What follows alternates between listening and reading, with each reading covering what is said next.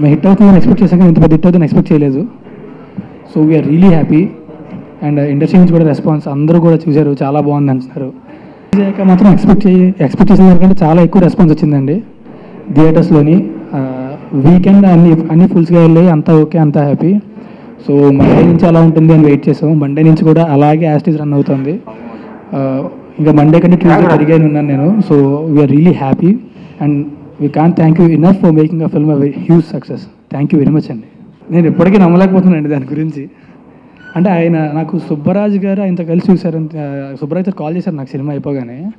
So ఆయన చూసి cinema చాలా బాగుంది, చాలా బాగా చేసావు, సినిమా తిరిగిలేదు అసలు, ఇది చాలా చెప్పారు నాకు.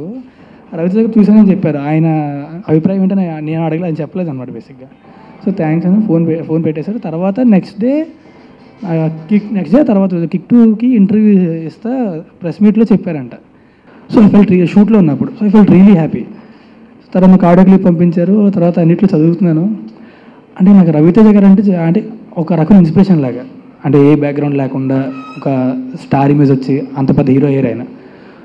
సో అలాంటి వ్యక్తి సినిమా చూసి నా గురించి ఒక ప్రెస్ మీట్లో చెప్పడం అనేది I feel really happy and I cherish it for ever. Actually ఉయ్యాల జంపలో చూడగానే నాకు కాల్ చేశారండి. ఫోన్ చేసి చెప్పారు సినిమా చాలా బాగుంది అని ఒక 5 to 10 minutes మాట్లాడారు. అప్పుడే చాలా హ్యాపీ ఫీల్ అయ్యా. ఇది మాత్రం I definitely cherish it for my entire life and I can't thank you first. Thank you very much sir. నేనా? అయ్యో లేదండి, చేసిన 2 సినిమాలు. నేను చేసే సినిమాలు బట్టి ఎవరైనా ఏమంటే అదే. కానీ నేనైతే అంటే ఆయనకున్నంత ఎనర్జీ కానీ, ఆయనకున్న డెడికేషన్, ఆయనకున్న కమిట్మెంటు అవి ఇంకా నాలో అంత లేవని నేను ఫీల్ అవుతాను. నేను ఇంకా అటుపక్క ట్రై చేస్తున్నాను, ఇంకా అలా అవ్వడానికి ట్రై చేస్తున్నాను. సో ఒకవేళ అంత ఎనర్జీ లెవెల్స్ కానీ అవి కానీ నేను చాలా ఉంటాయి ఆయన గురించి. He so perfect. అంటే ఎప్పుడు ఆనందంగా ఉంటారు, ఎప్పుడు హ్యాపీగా ఉంటారు, కానీ మిగతా అన్ని విషయాల్లోనే పర్ఫెక్ట్గా ఉంటారు. సినిమా నచ్చేసరికి ఆయన ప్యాషన్ కానీ. So when I reach that అప్పుడు ఏమో, కానీ ఇప్పుడైతే మాత్రం ఐ డోంట్ నో.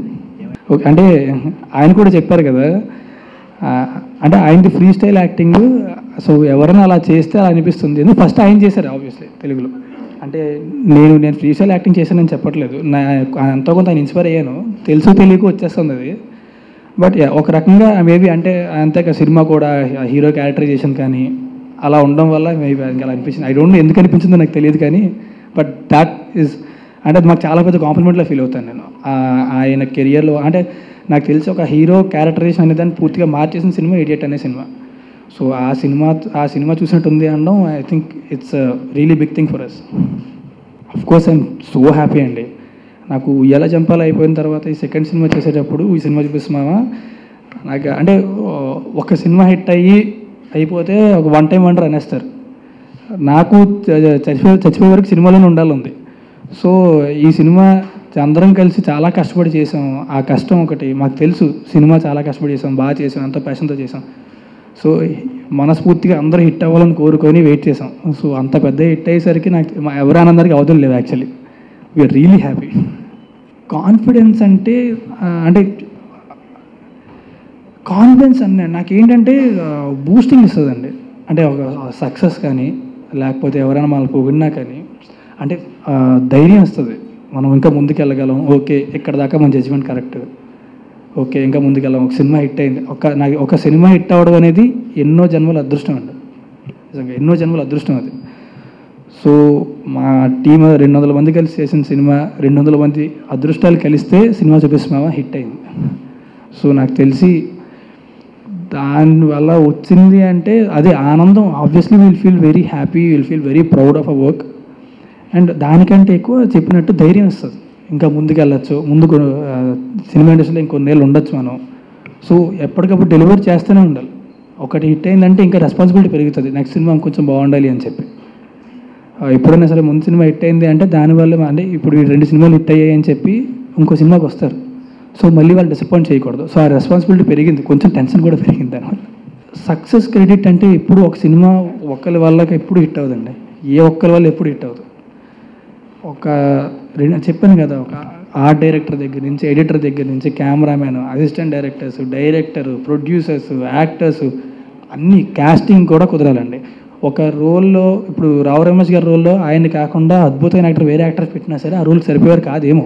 నాకు తెలిసి ఆ రోల్ ఎంత బాగుండేది కాదేమో. దానివల్ల కూడా పడిపోవచ్చేమో సినిమా.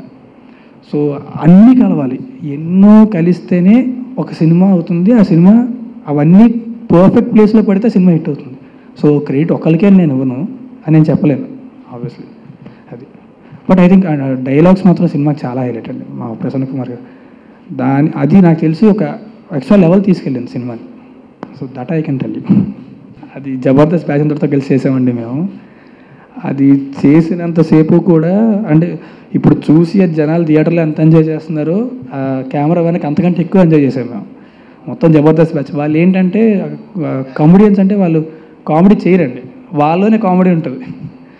సో నాకు తెలిసి ఒక 6-7 అవర్స్ అనుకుంటా షూట్ చేసాం. అది 6-7 అవర్స్ అప్రాక్సిమేట్లీ అంతే. సో అంతసేపు కూడా it's a terrible entertainment. And అది కూడా అంటే ముందు వాటితో కలిసి అండ్ కంపారిజన్స్ వచ్చినా సరే I think we just want entertain them ఆ టైంలో.